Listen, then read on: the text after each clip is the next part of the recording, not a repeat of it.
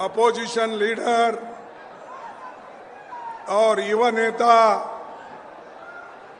श्री राहुल गांधी जी और senior leader और अपने जिंदगी का पूरा समय गरीब, पिछड़ा और दलित के लिए, अल्पसंख्यकों के लिए जो उन्होंने दिया, ऐसे नेता लालू प्रसाद यादव जी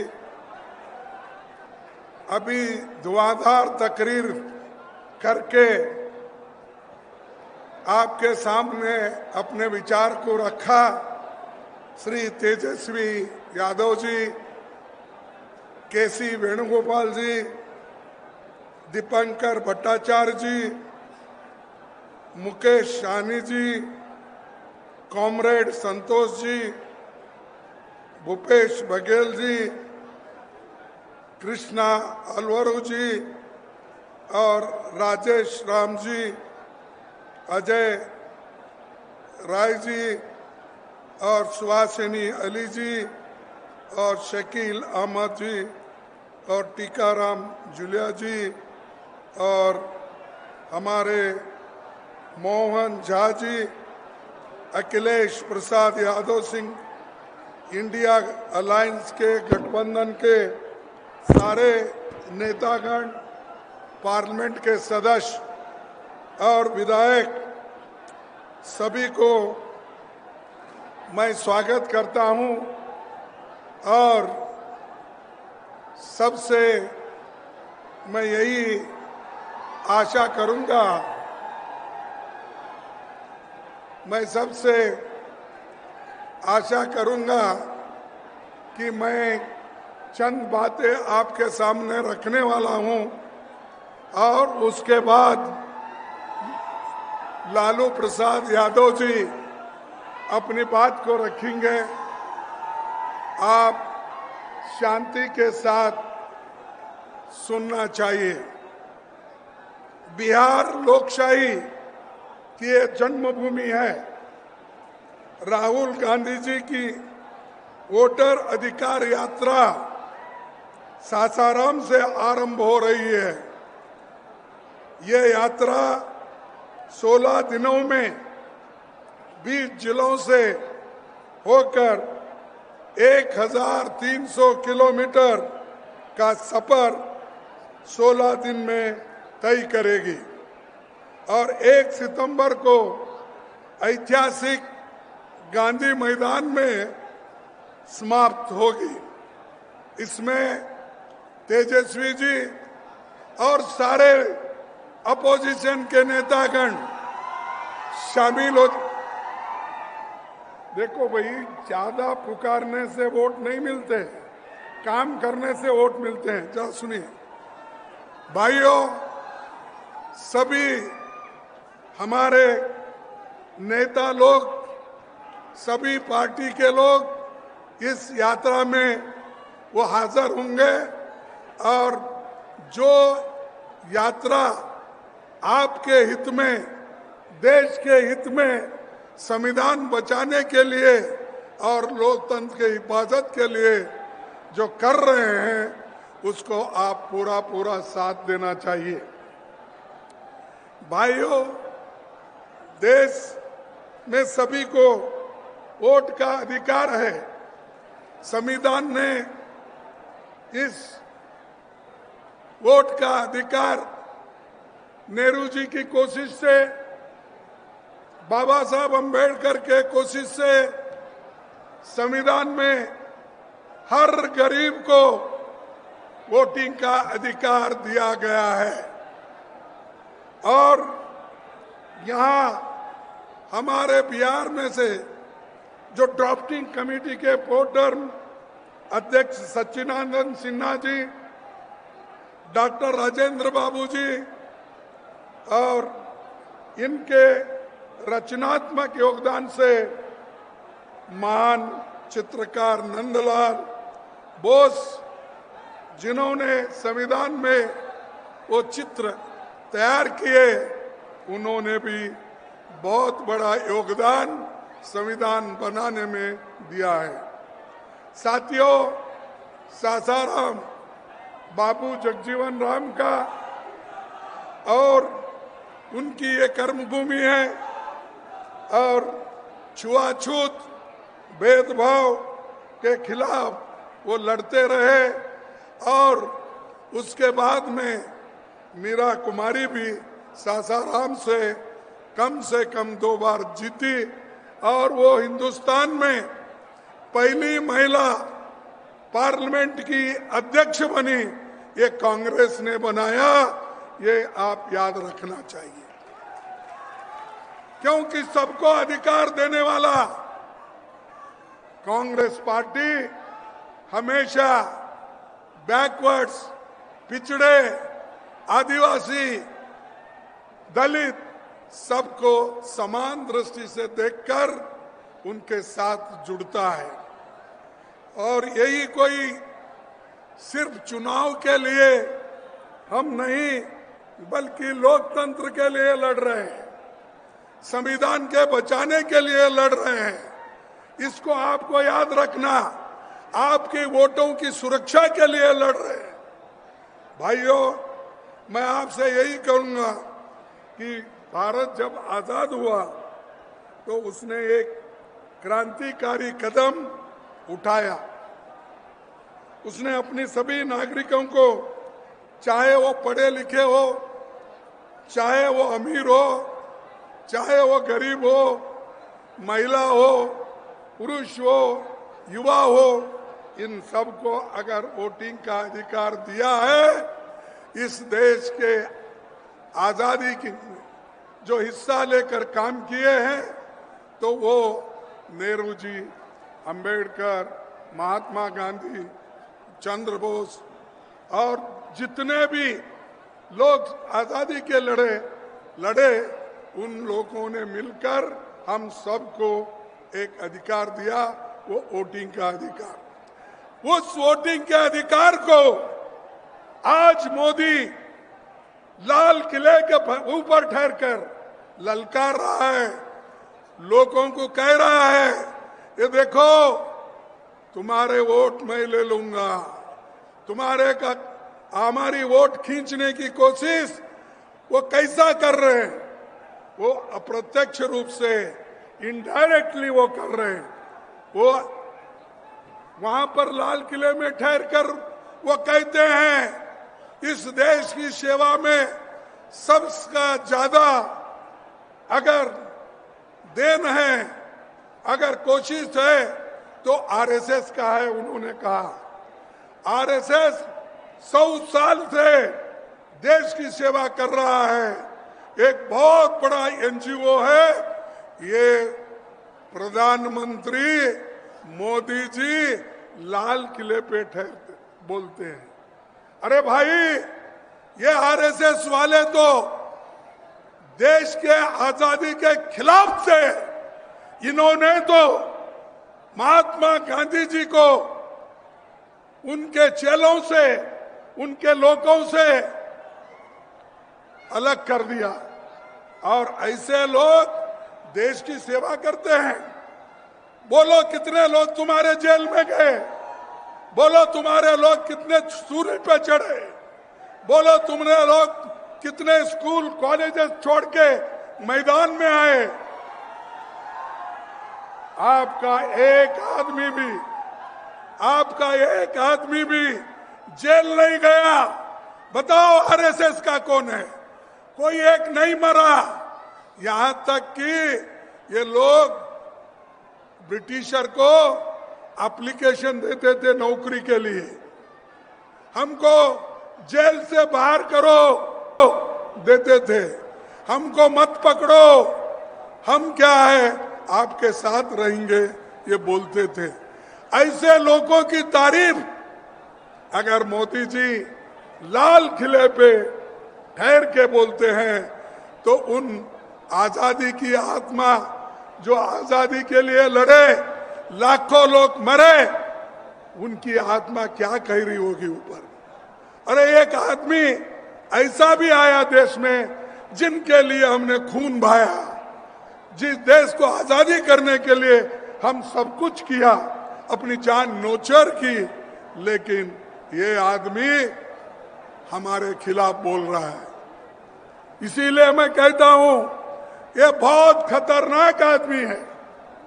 अगर जब तक आप इनको गद्दी से नहीं उतारेंगे, तुम्हारे वोट सेफ नहीं रहेंगे, तुम्हारे हकूक सेफ नहीं रहेंगे, तुम्हारी आजादी सेफ नहीं रहेगी, तुम्हारा संविधान भी सेफ नहीं रहेगा। इसीलिए वोट चोर वाले को गद्दी से उतार दो। वो सिर्फ बिहार के लोग कर सकते हैं। पहले भी बिहार के लोग क्रांति बहुत बार किए हैं, आजादी में भी किए हैं। आज फिर भी तुम्हारी जरूरत है, तुम आगे आइए, सब हम मिलके, राहुल जी है, तेजस्वी जी है, लल्लू जी है और पूरे पार्टी अपोजिशन पार्टी के लोग हैं, हम लड़ेंगे और हमारे वोट को मजबूत करेंगे। और मैं सुना और पढ़ा भी कि बिहार में 65 लाख वोट काटे गए, 65 लाख वोट कट गए। किनके कट गए? गरीब, मजदूर, माइग्रेंट वर्कर और आदिवासी, इनके लोग, अल्पसंख्यक, इनके वोट कट गए और ये वोट काट काट कर अपना हुकूमत करना चाहते हैं।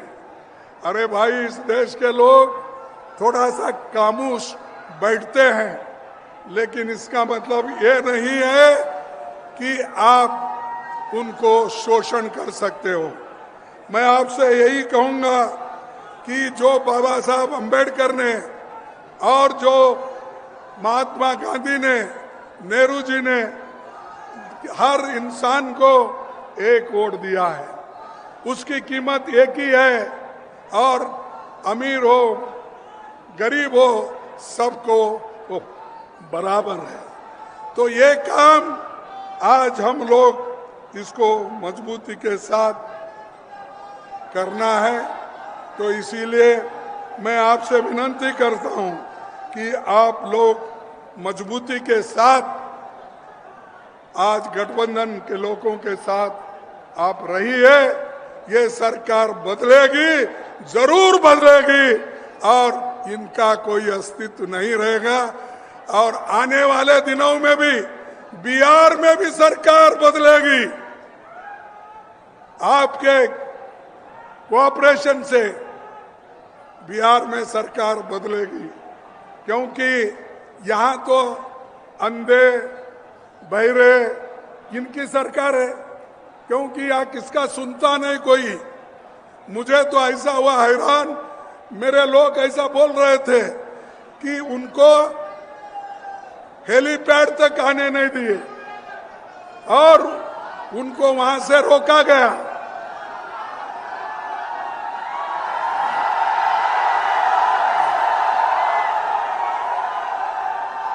उनको हेलीपैड तक आने के लिए रोका गया।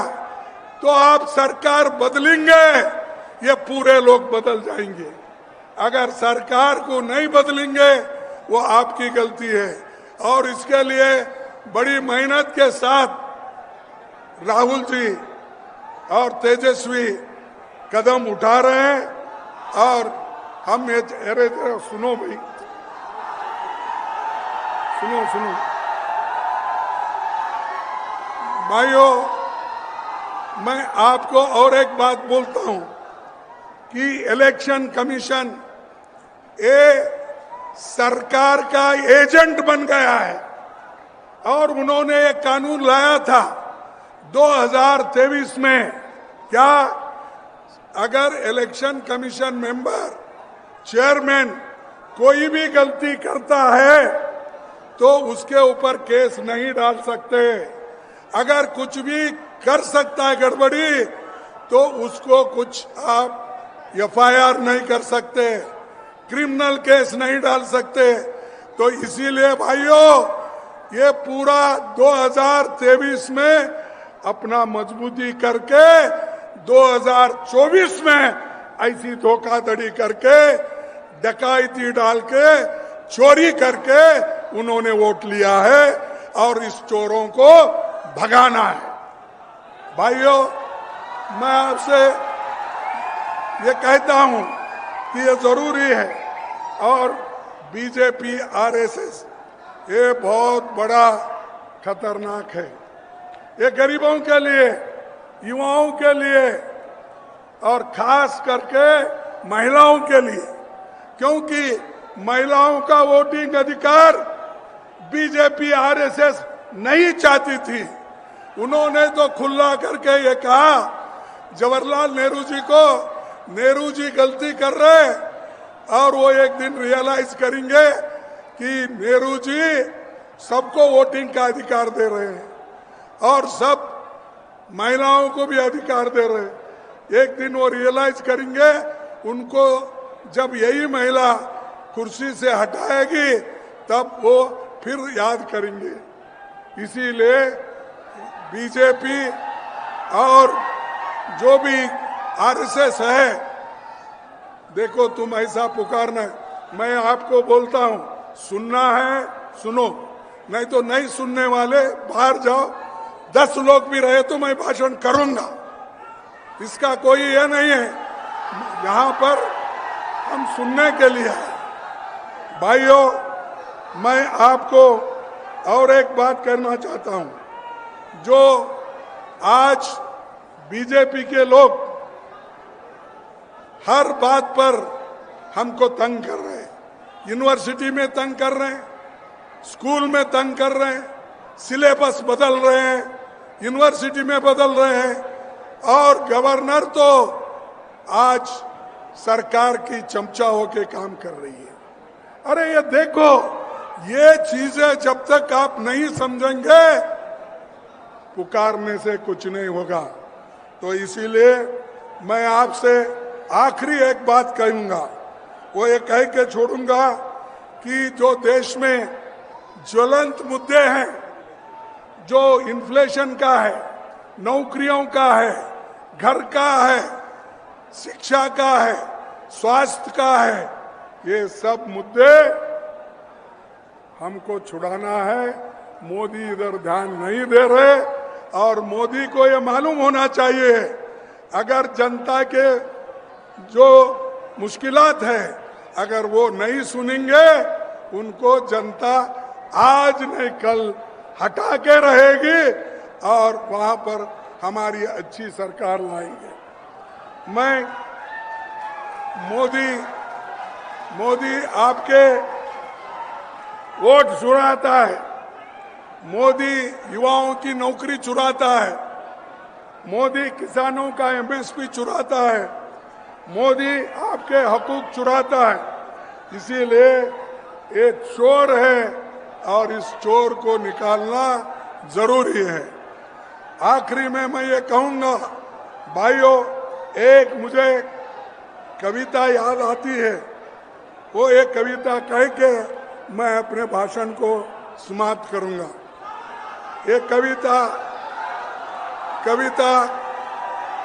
अरे सुनो एक मिनट, कविता ये है कि गूंगे लोकतंत्र में कोई कुछ नहीं बोलेगा, गूंगे लोकतंत्र में कोई कुछ नहीं बोलेगा, अत्याचार होंगे पर मुंह नहीं खोलेगा, मुंह खोलेगा तो बस जयकारों और वाहवाहों के लिए, पर तो इंतजार करेगा कि कोई रक्षक आएगा जो हमें अत्याचारियों से मुक्त कराएगा। इसीलिए आज राहुल गांधी जी आपके रक्षक बन के आए हैं, तेजस्वी उनका साथ दे रहे हैं। ये सब ने मिलके यहाँ पर नई सरकार लाएंगे, नया एक सिस्टम को वो तैयार करेंगे। तो इतना कहते हुए मैं बिहार के लोगों को धन्यवाद देता हूँ। पहले भी वो क्रांति किए, आज भी क्रांति करने को तैयार है। नौजवानों को मैं यही कहूंगा, आपका जोश चुनाव में हो, आपका जोश इलेक्शन में हो, आपका जोश सरकार लाने में हो, यह मैं आपसे कहूंगा। कहकर अपने संविधान को बचाने के लिए, लोकतंत्र और प्रजातंत्र को बचाने के लिए आप सभी काम करेंगे, ये कहते हुए मैं अपने बात को समाप्त करता हूं और एक आखिरी बोलूंगा, जय हिंद। जय हिंद। क्या कोई खाकर आए नहीं? जय हिंद, जय हिंद, जय हिंद। भाइयों, जय बिहार। बिहार को भी जय नहीं बोल रहे। जय बिहार, जय बिहार। जय। चोरों को हटाओ, गद्दी बचाओ, इसकी चोर इसको गद्दी से हटाओ और नए सरकार लाओ। यही कह के मैं अपने बात को खत्म करूंगा। जय हिंद, जय कांग्रेस।